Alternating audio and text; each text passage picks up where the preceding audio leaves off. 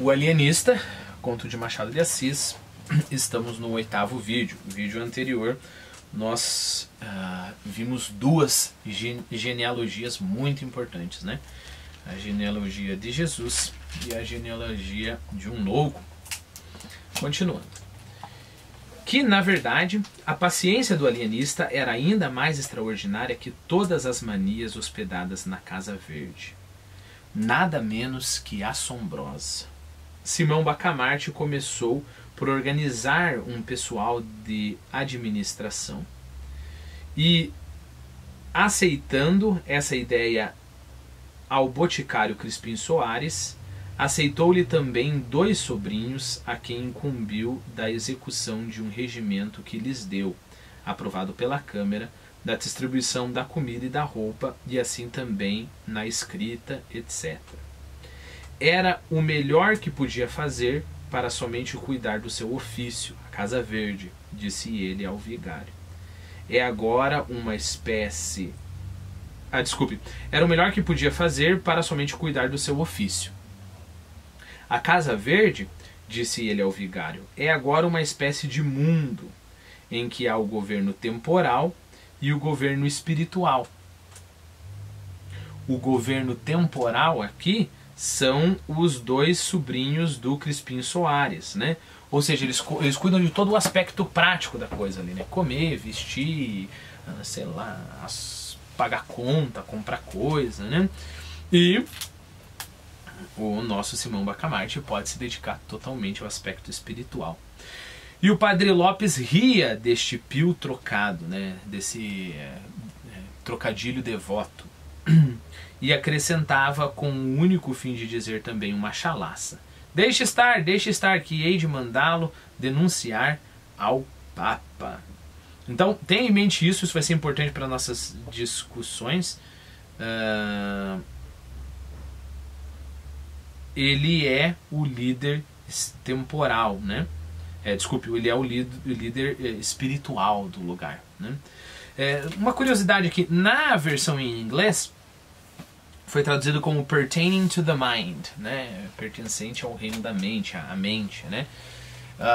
Essa ambiguidade que tem no português, porque espiritual pode ser tanto espiritual no sentido religioso ou, por exemplo, moral, né? E novamente, cuidado, moral não é só moralista. Moralista é uma coisa, né? Não pode beijar, só pode pegar na mão na hora de namorar, esse tipo de coisa. Não, moral tem a ver com a força do teu caráter, né? Por mais que você seja, sei lá. Então, tanto moral quanto espiritual tem 2 sentidos, né? No inglês se perde. Então, por que pra gente é importante não se perder esse sentido? Porque ele é o líder supremo do lugar, né? E perceba, esse conto vai se dirigindo para esse lado, como que a ciência ela tem áreas de religião, né? É muito difícil para a nossa época admitir isso, mas diversas posturas, né, frente à autoridade científica são parecidas com religiões, né? Muito mais, às vezes muito mais fanáticas do que muita religião, né?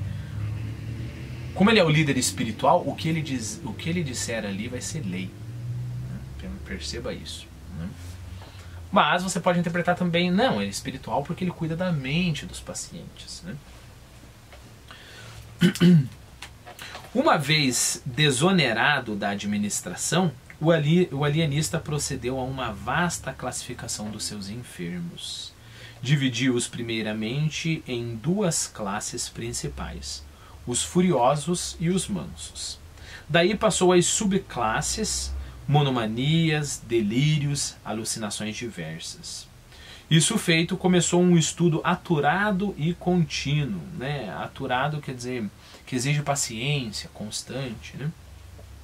Analisava os hábitos de cada louco, as horas de acesso, as aversões, as simpatias, as palavras, os gestos, as tendências, inquiria da vida dos enfermos, profissão, costumes, circunstâncias da revelação mórbida, acidentes da infância e da mocidade, doenças de outra espécie, antecedentes na família, uma devassa, uma apuração minuciosa. A gente conversa sobre isso no final.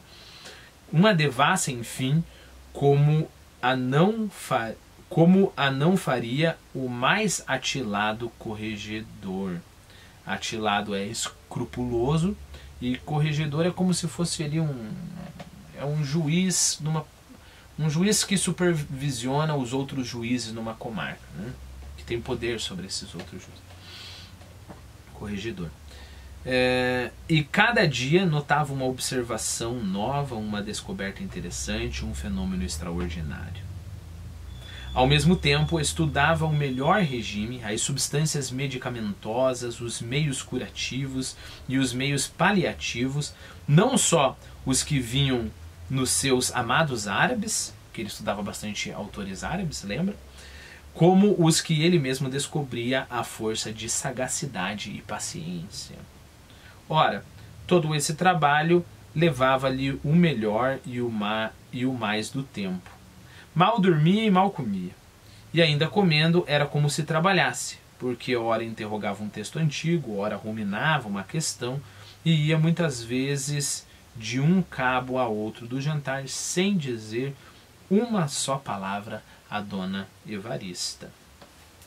Esse é o fim da segunda parte. No próximo vídeo a gente continua. Vamos conversar então, para quem quiser ficar, sobre alguns vocabulários, algumas palavras que apareceram aqui. Então vamos lá, né? Primeiro de tudo, a gente viu algibibe, vendedor de roupas de tecido barato, mascate, né? Depois eu li para vocês uma passagem em Mateus, capítulo 1, ali os primeiros 17 versículos, né? Depois nós vimos um pio trocadilho, né? Lembre-se que, vamos lá, pio, que revela piedade ou caridade, piedoso, caritativo, né? Devoto, religioso. Lembre-se que não é por acidente que vários papas chamavam-se Pio, né? Pio X. Né?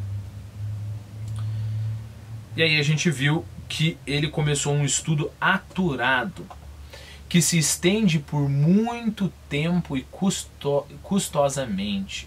Por exemplo, depois de aturadas buscas, encontraram o corpo da vítima. Pode ser também que persiste constante, perseverante. Na disputa, mesmo o mais aturado dos atletas, sucumbiu ao calor. Suportado resignadamente. Eu acho bem interessante essa definição para aturado. Os desaforos aturados foram muitos, né? Bom, que é a definição mais comum, né? E aí devassa. Devassa é um termo jurídico, na verdade. Apuração minuciosa de ato criminoso mediante pesquisa e inquirição de testemunhas. Então é uma apuração minuciosa. Não é à toa que o narrador usa uma devassa que nem um corregedor faria, né? Então a gente está falando, você chama testemunha, você analisa os autos, você vê os inquéritos, etc, etc, etc. Minuciosa, apuração minuciosa de ato criminoso mediante a pesquisa e inquirição de testemunhas, né? O processo que registra as provas desse ato também é chamada de devassa, né? Só por diversão, devassar, porque aí a ideia seria, ué, mas devassa não é o nome da cerveja, né? E não é tipo assim, uma mulher, né, com padrões sexuais, libertino, sei lá. Então vamos lá, né? Pra gente entender a conexão, a gente tem que entender que devassar pode ser invadir, observar, conhecer por completo. Por exemplo, você pode devassar uma casa. Aquilo que estava escondido, você vai lá e devassa. Correto? Você pode também devassar um arquivo, né? Aí tem diversos outros significados que são bem interessantes, mas senão viraria um vídeo só dessa palavra. Mas aí perceba, devasso, né? Aquele que é devassado, né? Que é devassado, ou seja, ele se devassou, né? Como assim? Mais um significado: aberto ou franqueado à vista e acessível de todos. Isso a gente usa, por exemplo, para uma propriedade particular. Ela foi devassada. Que sofreu ou foi objeto de devassa, investigado. Então, eu acho que agora se conectou, né? Então, imagine a pessoa com sobretudo com nada por baixo e de repente essa pessoa se devassa, né? E aí que a gente tem a ideia do devasso, né? Que é libertino, que é licencioso, esse tipo de coisa.